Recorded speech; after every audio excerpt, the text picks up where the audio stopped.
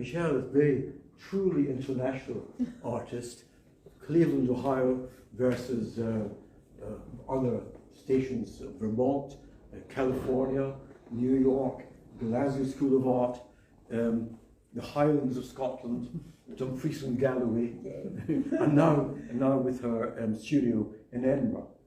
As you can see, most of the work from the outdoors, often done in plein air, but then recollected in tranquility in the studio. I think you contemplate and rework the images. But I don't think I should say very much more, because we have the artist in person to tell us about her work. Thank you. John. Thanks a lot. Well, welcome everyone. Thanks for coming. And if there's anyone on the live stream, which we announced really at the last minute, thanks for joining. I'll just start. From the sheet, from the blurb from the show, my work is about real and imagined places. So many of these paintings are started, as John said, in a real place, and then are taken back to the studio, reworked, or the idea itself is brought back to the studio and another work comes from there. This is part of the reason the title is Eternal Return. It also has a connection to sort of philosophical ideas. One of my favorite philosopher, cultural commentators is Walter Benjamin, and his quote here is, "Who has once begun to open the fan of memory never comes to the end of its segments. No image satisfies him, for he has seen that it can be unfolded, and only in its folds does the truth reside."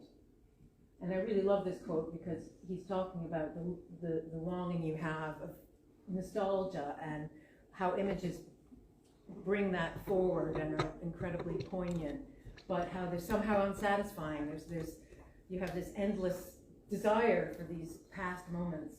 And there's sort of an action, taking action, being involved is the thing that engages your memory. And I feel that that's kind of what the creative process is for me, that the image itself is part of a series of images that are part of your creative practice. I have an agenda, which is very PowerPoint, but I thought I would do it so you'd know where we're going with this. But basically, this is it: home, the influences and the ways that I work, and then the three places that I'm talking about where I was on residency, and then finally, kind of what happens in the studio. I grew up in Cleveland, Ohio, which John made sound incredibly glamorous, but it really wasn't. It's a fabulous place, but it's an industrial city that in the 60s and 70s was kind of on its last legs, a little bit like a less glamorous version of Detroit, but very culturally diverse and industrial, and had really exciting things going on, despite, we were sort of a joke in the US. You could just open a joke with talk to my friend in Cleveland and everyone would laugh. A little bit like, it had sort of a reputation that Dundee kind of sometimes has, like a little bit like, but we all know Dundee's a great place.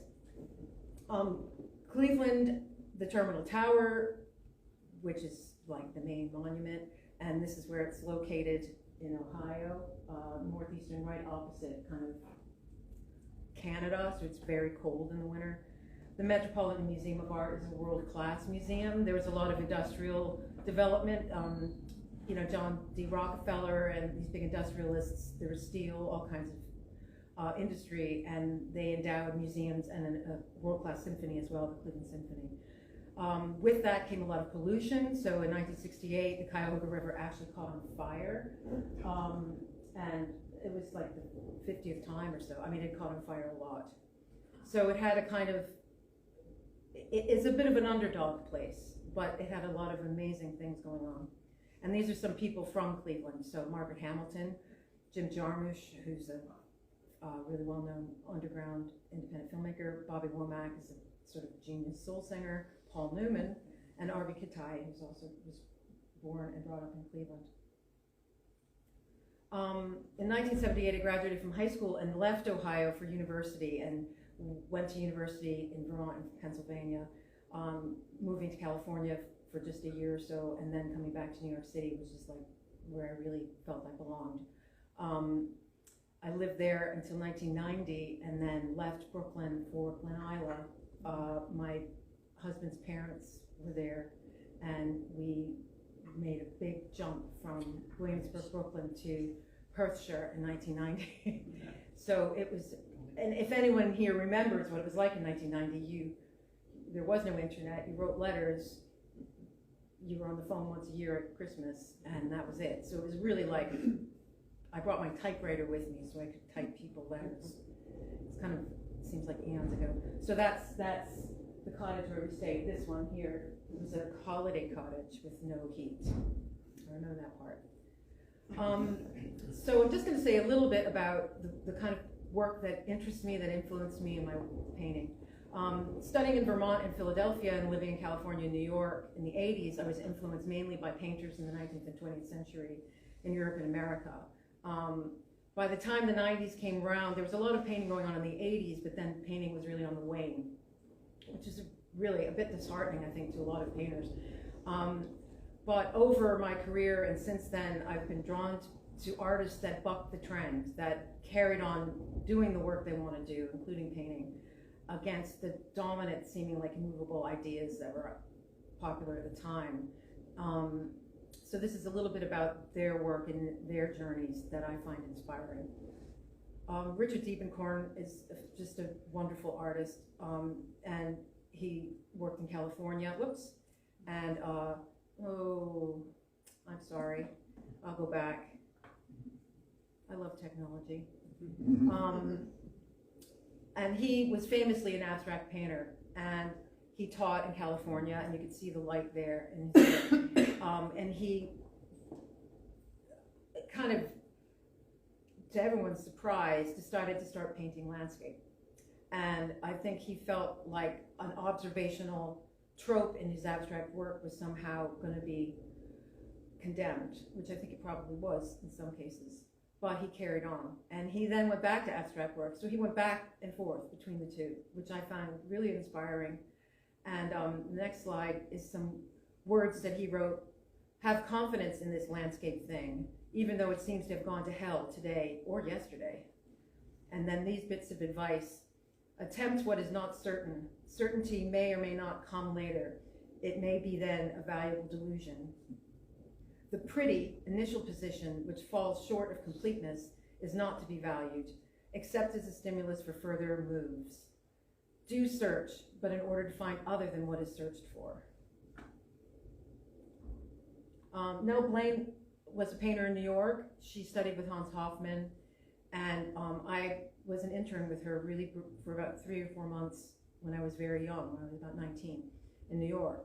And she was instrumental in the late 40s in New York. She helped start the Village Voice. She worked with Hans Hofmann, a famous abstract painter who came to New York. She got a big grant in 1949 and went to Greece and contracted polio while she was in Greece and had to be flown back, and she was in an iron lung for a year and lost the use of her right hand and was paralyzed from the waist down. And she then had to recreate her practice. When I met her, she was in her 40s or 50s and lived in a tiny flat in the Upper West Side in a part of town that had been nice but wasn't really nice anymore. New York in 1980, I can tell you, was pretty dangerous. and her street, she was in a nice flat, but it was small, and I would go there at night because that's when she slept all day, and she was in a wheelchair. But she was really inspiring, and she showed me what a practice is, which is working. And she knew wonderful people. She knew W.H. Auden and other people like that. And she got to Europe, and she worked in the Cape Cod, which you can kind of see in this picture here. But she basically worked in a small room looking out the window. And she made these beautiful paintings that were of observed reality. And she was completely condemned. I mean, I remember reading a review of her in the New York Times talking about her flowers and pretty pictures. But she was really inspiring, and her one word of advice to me was, don't be tricky. And the other one was, don't sit next to someone who's coughing on on the subway. and then bring it back to me because I'm in a wheelchair and I'll get really ill. So it was like, okay. But anyway, so she's the only one of these artists that I worked with, and it was very briefly, and I was very young, and I just sort of was a bit dumbfounded, but she was really wonderful artist and inspired me a lot. And now this is just kind of just showing briefly the work that I find inspiring. I mean, Vincent van Gogh is someone who worked outside, completely unrecognized in his life, and his spiritual approach to landscape and mark making is just, yeah, kind of unparalleled. Joan Erdely, another one who worked outside and was incredibly inspiring as a woman in the 50s and died too young, who was out in the Scottish landscape doing amazing work. Max Beckmann, who was a refugee after running the art school in Frankfurt, became a refugee, and did just incredible work. I mean, this is a kind of weird landscape of his, but his figurative work is really inspiring. Gustav Klimt is another one. I mean, I'm not a huge fan of the figurative stuff, but his landscapes are kind of so ghostly and interesting and square, which is a lot of my work is kind of square or off square, or I'm interested in that format. Pierre Bonnard, it's kind of like, yeah, he's just really amazing. Peter Doig, who, for me, in the 90s, when he was in the Turner Prize, opened my eyes that painting could happen, painting could exist, because up till then, painting just wasn't really being shown much, and he grew up in Canada, and he was from Scotland, and all of that I found really inspiring, and this sort of North American houses and trees, I still find really inspiring. Jean-Michel Basquiat, also a New Yorker, painted about his life and painted at a time when painting was not popular. You know, he became a huge superstar, but it's hard to remember that before he hit the scene, a young black man doing what he was doing was completely unknown. And, you know, he did face a lot of resistance to his work, but he was really inspiring to all of us in New York. Jacqueline Humphreys she's my age. She actually went to Bennington College at the same time I did. She's a total art star. But her work is abstract, but she uses a kind of analog, she makes an analog version of digital mark making. So she kind of has these massive abstract paintings that use stenciling, use different kinds of mechanized and hand-drawn methods to create a sort of digital analog hybrid. They're just really beautiful.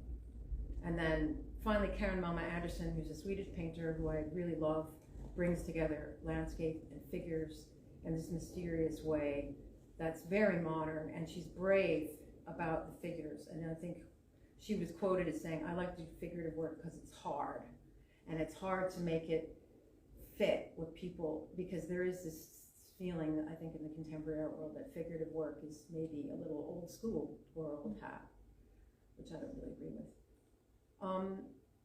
So in terms of myself, I lived lots of different places. Again, it wasn't nearly as glamorous as John made it sound. Mostly living in small flats and sharing accommodations, so I never really had a studio. And when I moved to Scotland and eventually moved to, you know, Tuscany and Tanzania were holidays, so that was quite nice. But generally it was at the kitchen table or outside, which was positive in that it allowed me to work, but it doesn't allow you to leave your work up. It doesn't allow you to see the sort of how things are gestating, coming, going, trying things, walking away. It's all out or then put away, and there's not enough room to really develop sort of the psychologically and intellectually, but also like in the physical space. At least in my house, we did not have enough room for that. So it was very frustrating, but that was my option. So I carried on working outside whenever I could around family life. And then in 2008, after almost 25 years without a studio, it's hard to imagine that, but that's what it was. Property being what it is in Edinburgh, it was just really difficult to get a studio, and it was a 2008 downturn, unhappily, that meant I could get one because people were not able to afford them, and I was working in a full-time job, so I could. And then I combined my practice with a full-time job in my family with my 2 boys, which was a very busy life. I was often at the studio at 5 a.m. and then back home by 7 to take the kids to school and then head to work. But 2008 was a breakthrough year because it meant I could work larger, be more ambitious, collaborate, and start planning projects. I think I might be going kind of fast. I don't know if I am. Just as a kind of, then sort of fast forward to 2019, and I've been working in the studio for a rather long time, but the working outdoors was always this thing, this go-to in certain contexts. And actually speaking to my friend Olivia, who's in the audience today, and I think she said to me at some point, you do the kind of landscape thing and then you do the studio thing. Have you ever thought about bringing those 2 things together again, like trying to kind of incorporate the landscape working? And I kind of thought of it as being like this lesser thing because it was something that I kind of had to use as a way to keep my practice going. But then I sort of thought, I do it all the time, so it has importance. So in 2019, I was thrilled to be selected for a residency at the Museum of Loss and Renewal, which is run by Tracy McKenna and Edwin Jansen in Colomakia. Tracy is half Scottish and half Italian, and spent a lot of her childhood in Colomakia. It's a mountain village, it's very beautiful and accesses the mountains directly. So I spent 3 weeks working outdoors and reacquainting myself, but using the outdoor thing as a studio. So it was kind of like this, going back to the outdoors, but the outdoors was my studio. And the weather was so wonderful that I could do that. And I also visited Pompeii and Rome, which had like a, it was just like an amazing experience. And on the residency, I was working on a project called Casse Maison, which is a kind of Quebecois slang. My family is Quebecois. And it refers to when you are leaving your house at the end of your life and you have to break the house, give your things away, and move into a care home. And at that time in my life, and still actually now, that was happening with my parents, with friends. So I started thinking about home, ideas of home, and how the landscape intersects with home. And spent a lot of time walking and working in my outdoor studio, and then engaging with physical places that had a past, were absolutely just soaked in history. And to realize that parts of Colomakia, the gauntlet, the juggernaut had come through in World War II, had come through, the Romans had come through. There was just so much history in this landscape that just looked like beautiful landscape. And this building here is in a part of Filignano, which is a village, a bigger town near Colomakia, which was basically an abandoned part of the village that was abandoned due mostly, I think, to economic reasons. People move on, but it's like a whole section of the town that's, sometimes there's furniture still in some of the houses, and you just walk through the streets, and it's quite incredible. It's like a kind of parallel universe. Filignano is a really bustling town. They have a really nice pizza shop and restaurant, and it was a great place to go. But it was just sort of this idea of these kind of liminal spaces where people used to live and how they are side by side with this sort of life of the village. It's really interesting to me.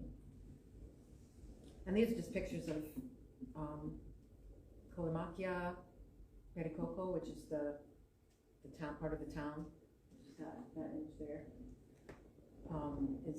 You just get the sense of its streets of abandoned places, which is quite amazing. And these are images from Italy, and then also some of the works in the show. So you can see a little bit about how I use some of these images that seem directly observed, but they're actually, like, in some cases quite recognizable, in other cases not. So this is a lake that was up in the mountains that we went to visit, and this work is in the show at the back. and that's me kind of up in the woods making, I was actually painting the painting on the right. And that painting was actually completed just about 3 weeks ago. I started it in 2019, and I kind of sensed it wasn't complete. And a lot of the work you do outside, you have to let it look at it, sit, and decide what you want it to be. If you want it to be a note, sketch, or if you want to actually develop it into something more finished. So that to me is also eternal return. It's like artist ideas don't stop. You have an idea and it follows you if it's a good one, and maybe you'll pick it up 20 years later, or you know, it comes back, which is, I think, the beautiful thing about painting, of being an artist. And these are more works from, these are all in the show as well. The small ones are over there on your right, and this larger one I think is toward the back.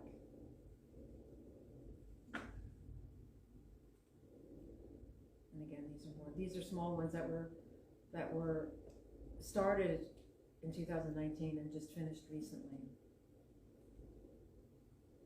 So in 2021, at the end of lockdown, I was amazed to be going on a residency in Sanker, Dumfriesshire, Mer's Gallery, having, like all of us, spent all this time inside. And I was there for a month, and I didn't use the car. I just walked everywhere and made paintings outside, which is kind of like this here in the bottom. I was out by the river and by the open water. And one of the most amazing places I worked was at abandoned terrace of cottages, or disused. It was kind of classic farm cottages where the roof wasn't off, but it hadn't been used in an awfully long time. So this is kind of just a little bit of a statement thing. The act of painting restructures what I see, how I remember. Mark making helps me find visual tensions, contradictions, patterns of time and place.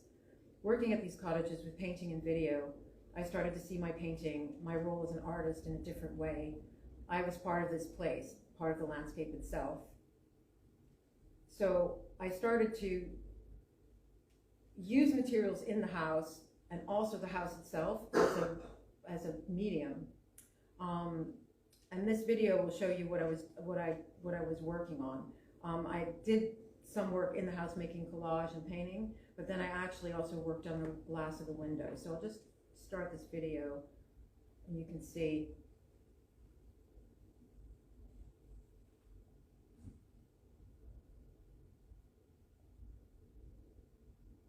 These are stencils that I brought from other works that I've used and from other photographs of houses and places that have meaning to me.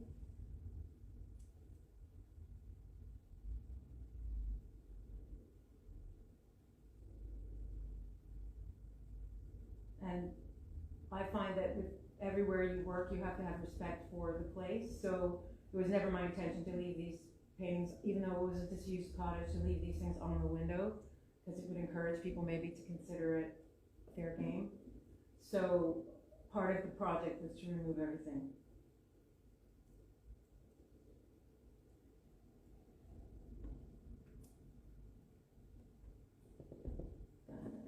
And then these ones, if I get them to work, James and I were trying to do this today. This is just 2 videos showing me in frantic activity. So on the left is me working outside, and some of the paintings, the 2 paintings from Mer's, which are over there, were actually started there. That's me starting them. And then inside I was making collage with materials like old wallpaper. I mean, the cottage itself was pretty manky, I have to say. And it had been, I reckon, like last lived in 1994. But there was a kind of resonance I felt with the space, with the place, because the farm cottage, it's like pictured earlier, was where we lived in 1990, we moved there. And there was something so, like a parallel between arriving in Scotland and living in a place like this, and then this place being kind of abandoned at almost the same time. It felt like I knew this place, but I didn't know this place. And it was really poignant to me. You know, there's sort of people's stickers were on window, you know, for bike shop. And I just sort of felt I wanted to add to that. I wanted to somehow respond to the life of this cottage that it had once had. And then these are the paintings in the show that are, and again, these ones were started in 2021, and then very recently, like within the last month or so, completed. So I feel like I'm going really fast, but unbelievably. The final place I'm going to talk about is Aragon, in Spain. My son teaches English in Spain, and he relocated from Barcelona to Panaguas outside of Jaca. And I sublet his tiny flat in the village because he was going to be away last summer, and I thought I would be there for a couple of weeks, and I ended up staying for 2 months. It was just wonderful. And the whole idea was to really put the working outdoors to the test. And part of that was inspired by the fact that we were losing our studios at West Park Place, and I was trying to figure out what does the future look like. You know, the commitment I've made to studio spaces is a big financial one, and it was sort of like, as I'm looking toward retirement, not as an artist, but just in terms of like paid income, do I want to keep a studio? Could I have a peripatetic studio outside? What would that look like? And where could I work? So the idea was to take my painting practice on the road and see what I could see about whether I liked that or not, whether it worked, and yeah. So there was like experimentation and just kind of getting to grips with being in Spain, which has a different set of requirements to working in Scotland, to working in Italy. The weather was, by Scottish standards, very hot. By US standards, pretty normal, but you can't really stand out in the sun. You have to find shade, you have to find water. So I walked a lot, which was fabulous. Again, everything was on my back most of the time. And this was an amazing spot here, which basically had sun for most of the day. You had to kind of switch banks of the wee burn here. One side would have sun shade till about 1 o'clock, and then it would get full sun, and then the other side would have shade till about 3:30. But you had to just stop at 3:30 because then it was just. But you could soak your feet, which was amazing. I started to use this idea of collage as a way to shortcut different ways of form making. So if you look, this one's called Las Mesas, which is, whoops, I'm doing it again, which is this image on the left. It's like this clay hill, and so it was kind of like looking at Las Mesas. I did lots of paintings of Las Mesas, and some of it, to shortcut, to give yourself a bit of a jump on working outdoors, would be to create a collage, create a panel that you could take with you, or to take paper with you that you could then just really quickly get down what you wanted to get down, because there wasn't much time and it could get really tiring and hot. So this painting is here, and these were made on the spot, and they haven't been changed at all. So some of the work in the show, the ones from Spain, were not changed at all. They're just directly what happened while I was outside, and they're complete as far as I'm concerned. So this is outside of Panaguas, and another small painting that's in the show. And they're all gouache, and I worked in gouache. Gouache was incredibly wonderful. It was all gouache the whole summer, actually, because it doesn't dry. You can re-wet it. It goes a long way. It's a wonderful material.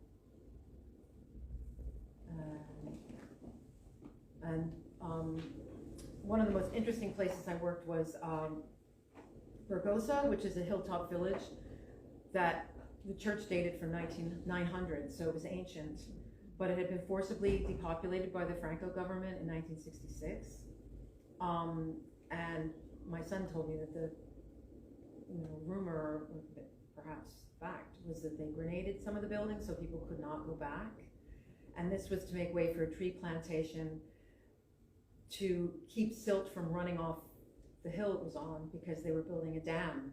The dam was over near Pamplona, a long way away. So it was kind of like this tiny village was bearing the brunt of this dam project that was miles and miles away. And what I found really interesting about it was, one, that it looks like something out of Walter Scott, but it has this recent dark history. And that contrast I find really interesting. And also, oh God, I lost my train of thought, but I'm sure it'll come back. So, yeah, oh, that was it, that unlike the cottages in Dumfriesshire, the relatives of the people who live there have reclaimed this space and use it and go up there, and they celebrate St. Saturnine Day, and they have a hut where they have got chairs for people, and there's the fountain has been revitalized so you can get water, and it's 1,200 meters up, and there is no road, you walk. And I was going up, you know, went up 3 or 4 times with my rucksack and my water.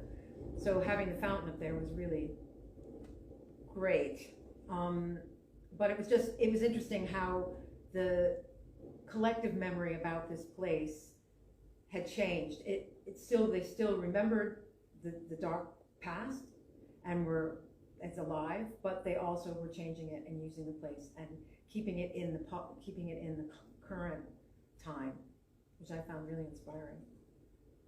So this is just a quick video of the different scenes from Burgosa.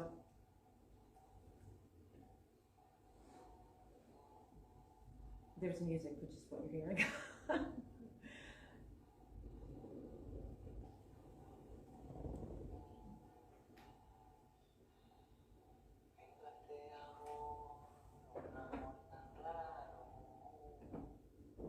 So that's just that.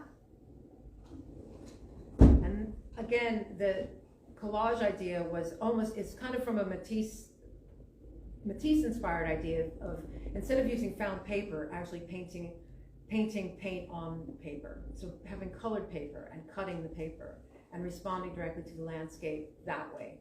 So it's kind of what Matisse did in his later years when he was making these huge cutouts. And I was inspired by the idea of painting the paper, because then you could control what you were doing, and also you could control, sometimes collage materials yellow and age and become brittle, and you know, it kind of changes the end result. So I wanted to have a bit more control over that, and I started to paint the paper while it was outside, and then directly rip and cut and respond to the landscape. And these are just more pictures of Burgosa, and some of the materials I use, stenciling and drawing. And that's the Pyrenees. So you get up there and it's like you can see the mountains are right there. It's pretty beautiful. And these works are both in the show. There's that one, and then the other one's right behind you in the back wall. So now I'm just going to talk a little bit about the studio.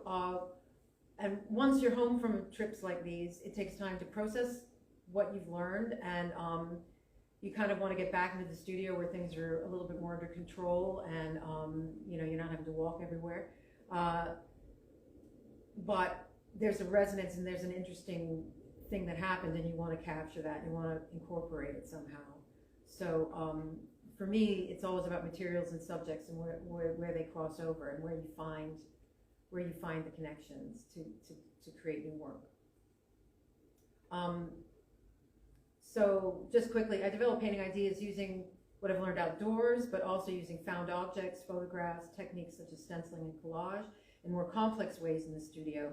And this is important to me as someone who's migrated and lived in another country for more than half my life now.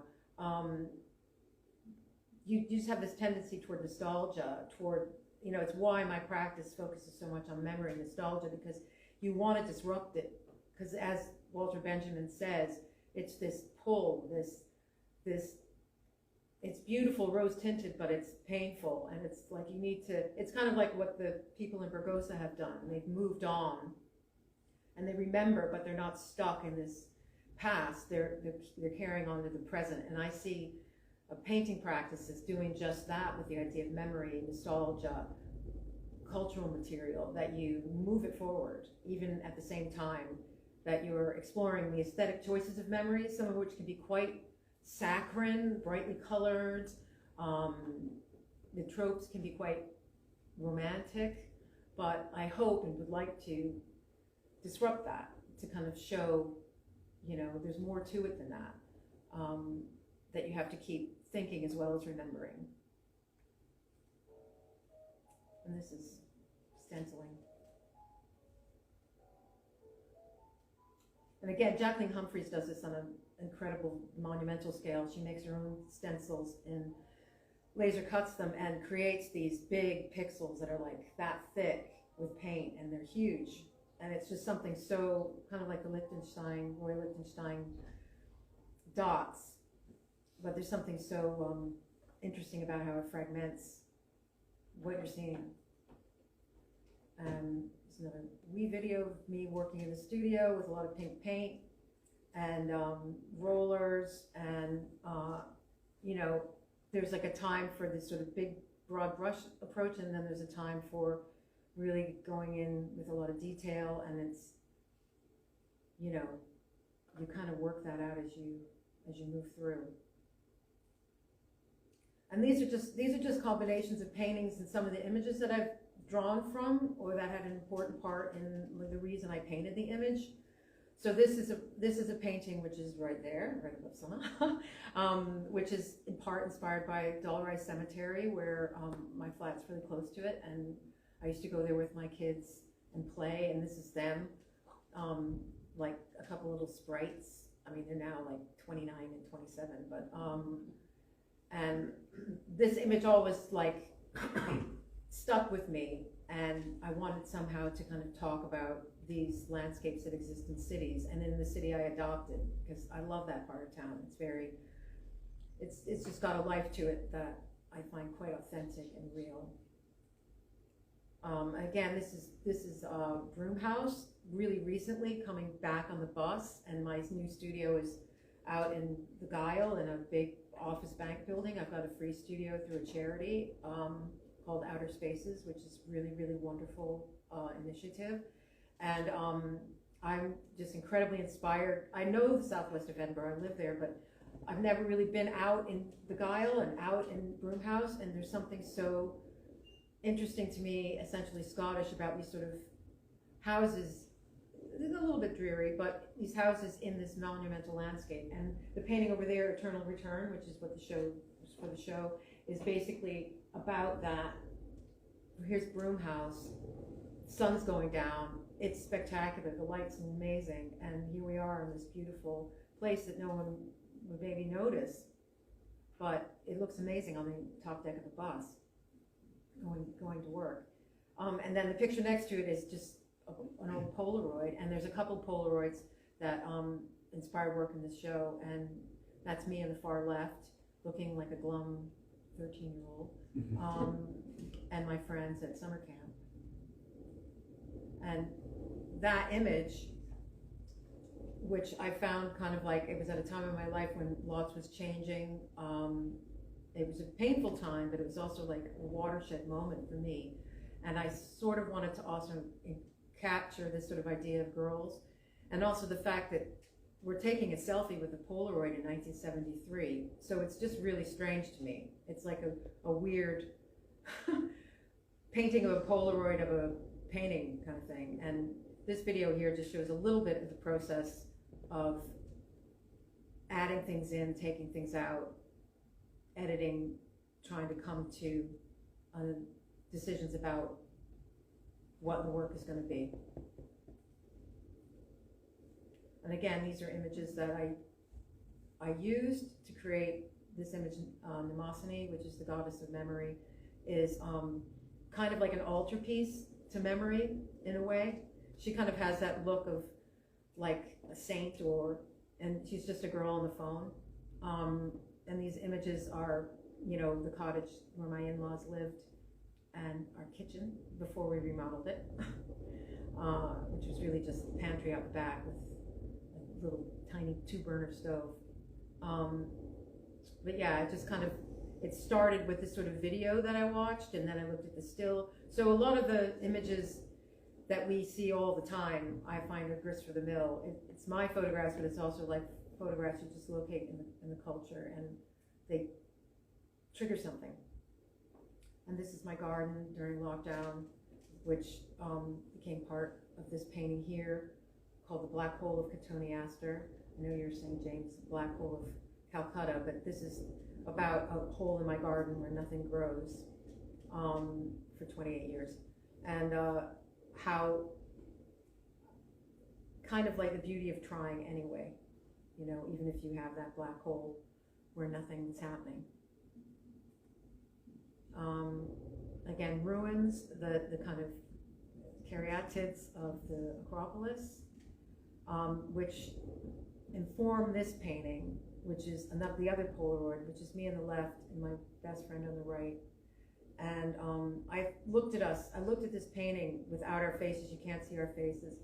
And to me, we looked like goddesses. We looked like, in 1975, we didn't think of ourselves as goddesses, and a lot was kind of constraining us a little bit in 1975, but it was kind of also changing. And I just imagined us as like caryatids who were Spartan maidens who worship Hera, the goddess of knowledge, and dance with baskets on their heads. And I thought, that's what we are. We're like having a rest. We've just been doing our dancing, and we've come off our pedestals, and we're just chilling out. And I just like the idea of us not knowing that we were goddesses, but we actually were. And that in the corner is a Polaroid. So Helen is holding a Polaroid. So again, it's a painting of a Polaroid of somebody with a Polaroid, which I kind of really like. And I think Walter Benjamin would make a field day with Polaroids. And then this is one of my favorite quotes from Hilary Mantel: "A calculated imprecision allows the imagination just the inch of freedom it needs," which I think is a brilliant summation of what it's like to look at life as she looked at history and try to work from that and try to keep to it to an extent, but also have a flight away from it. And I think that working observationally, working in the landscape, you're always drawn to actually drawing or painting what you actually see, but you have to move beyond that because you're not a camera, you're a painter. So you have to give yourself this imprecision and this mistakes and happenstance so that you can find a path for your imagination. And I always like to think of it as dream logic, which is what the post-it says. So that's me. Thank you.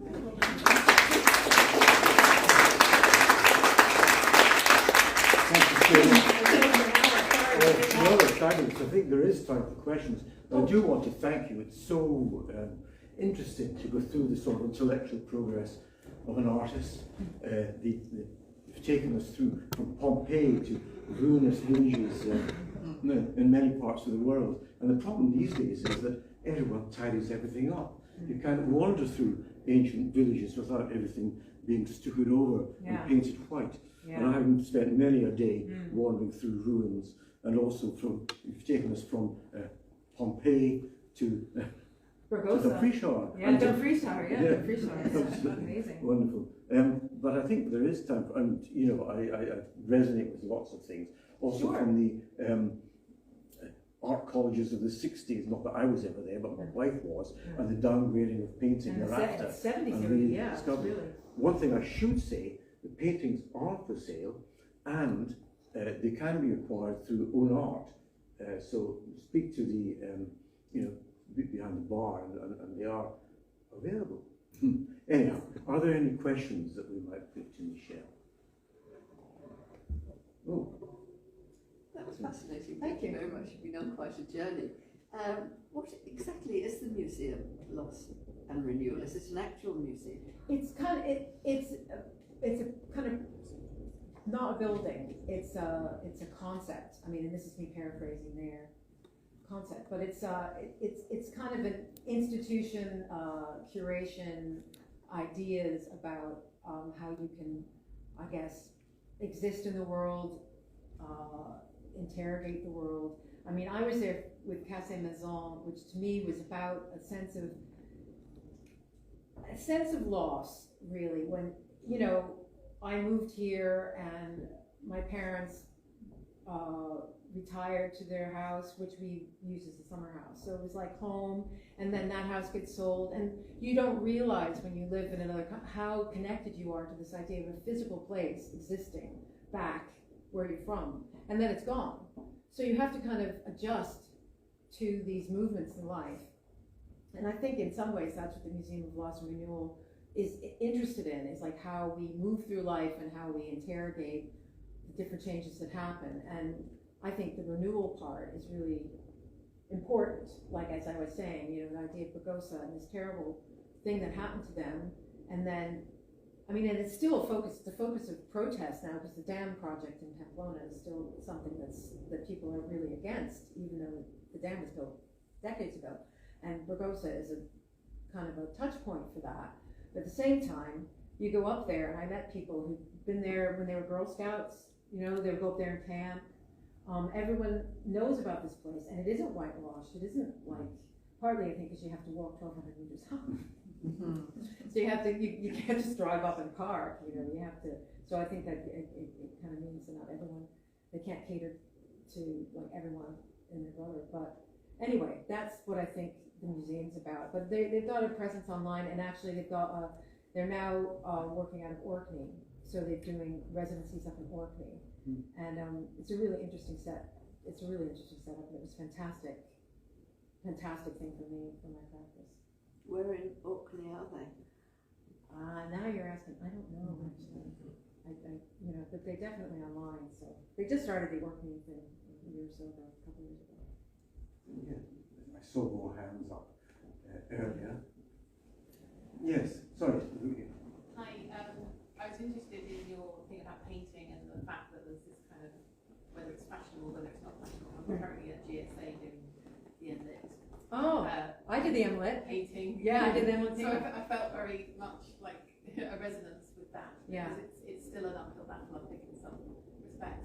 I was just interested in materials and the fact that you were using gouache, which again is sometimes seen as glamorous as oil, but I thought maybe there was a mix of materials on some of them, as well as colours, but in terms of the actual paint, and I was wondering. Oh yeah, for sure. I mean, that's the thing too, I didn't quite mention that, but when you're working outside, materials and being able to carry them and being able to, you know, that they're still effective in different contexts is essential. And I've used oil outside, but it's you know, it's nothing I would really want to cart up a hill. I just, you know, it just doesn't make sense.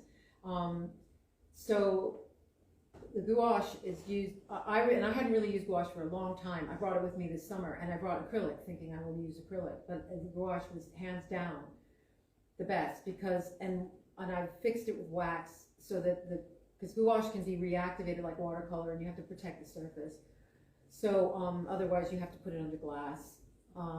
But it's a very old paint, and it's a very forgiving paint, and it's not as glamorous in some ways. You know, it's not as I don't know. Oil paint has this kind of incredible sensual quality to it that gouache doesn't really have. But you know, that's kind of the thing about going outside. You know, what are you doing? Are you making notes? Are you making a finished product? What's the point of it? And then you use different materials depending on where you are. You know, in the studio it's different than up a hill. So, but good luck with the MLit. I mean, I found it was great, but yeah, it's you got to plow your own trough. Yes. Very good. Thank you. Thanks. Anyone else? I think there's a lady here. Oh yes. Did you have a question? Oh, somebody. I thought somebody over there. Thank you, yes. Me? No, it's been answered. Oh, okay. I thought you had a question. Thank you. I was thinking of the Walter Benjamin sort of monument down at Port Boo Yes. on the Mediterranean, where the tunnel goes down and suddenly opens into the sea. Yeah. So it's a dark passage, I guess. You know, Yeah. he he travelled and died shortly after trying to escape over the frontier That's right. into Spain. And there's something about that, the traverse through the darkness into the light, you know, which Really poignant. I've not been there, but I would really like to go. Yeah. It's which incredible. another town has some aspects of history very apparent in it. Yeah. Yes. You talked about all the different influences that you brought into your painting. You also mentioned the full-time job that you had. Could you bring that into your work as well, or was that just a thing to be done and you really wanted to do your art? Well, I think that's the trick. Is like, as an artist, the models that we were given in the 70s didn't exist. Like, there were no one gave you professional practice. No one told you how to have a career, and you just thought you'd somehow be a genius and someone would find you. You know, that was the model. And then I left, and I very soon after that ended up in New York. And there's no job support. There's no, you just gotta get a job. You gotta get a job right away, and you gotta pay the rent. And New York was a wonderful, amazing place in the 80s, but it was quite dangerous, and it was quite, I was a young woman. I lived with my flatmate. Two of us were young women together in rather dodgy neighborhoods all the time. So you just had a lot on your plate. And I think when I moved to Scotland and I had children, and then I was home with kids for 6 years, I realized I needed a job to connect to Scotland, to connect to people, to be able to bring money into the family, and and the trick was to kind of find a job that worked with that. And eventually, working at a university, really, and I was a web designer. I retrained as a web designer, and I worked as a web project manager. So I have a whole digital background that does inform what I do, and I'm quite interested in that digital analog overlap. But I think ultimately, I wanted to be an artist, and I realized that, and I had to kind of claw my way back a bit. But the space, having a studio, meant that I could start, at the advanced age of 48, I finally got a studio. So that made a huge difference, But yeah, it's a life of artists. A lot of times people don't talk about that. It's almost like artists somehow exist with no visible means of support. But actually, you've got to have a job, you've got to figure out what you're going to do. And there's not enough public money, God knows, to support you. And so you have to figure out what's going to work and how you're going to keep going. And that's the key. Yeah. Yes. Excellent talk, excellent show. So, can you tell us what's next? Oh, thanks, Olivia. I have no idea. Well, I want to go somewhere again. I mean, I'd love to go to Spain this summer. I don't know if I will. But yeah, I mean, I'm really interested in all the, there's always something new, right? And the whole free studio spaces and all these spaces that are being curated. We're potentially going to go to one tonight, to an opening where Olivia's got paintings in a space in Wester Hailes that was a shop. So there's this kind of whole landscape of different opportunities where artists, again, can keep going, where if you haven't got a gallery, if you haven't got that happening, and there are a few galleries are losing their businesses, it's a tough landscape. Marlborough just closed. Yeah, exactly. And it's really tough, but you have to keep going. So I think working with other artists in that context, keeping going and traveling, I think we've been very privileged to have you with us this afternoon. I think we're very lucky to have been here. We've had a wonderful journey, and we hope your journey continues Me too. in such an interesting way. Just to interrupt, I meant to say, if any of you are, just a bit of a plug, if any of you are interested in hearing more about me, I have a newsletter where I talk about my work and also give you information about upcoming stuff. So I have a sign-up sheet it's at the back, I think. So if you're interested in signing up to my newsletter, please do. I think you have some cards here as And I've well. got cards as well. They're on the table Yeah. to the Sorry right. to interrupt you, John. I just thought. Yeah, not at all. I'm That's simply fine. thanking you. I don't want to interrupt you. So thanks very much. And again, a privilege. The exhibition goes on for another couple of weeks. Yeah. So do come back and contemplate the work. Thank you. Thanks a lot for coming.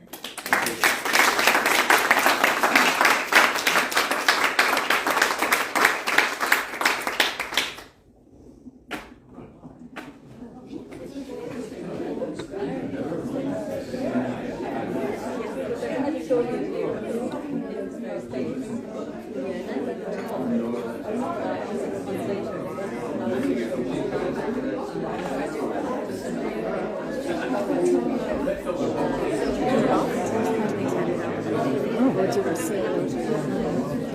everyone on Instagram. We're trying to figure out how to turn it off now.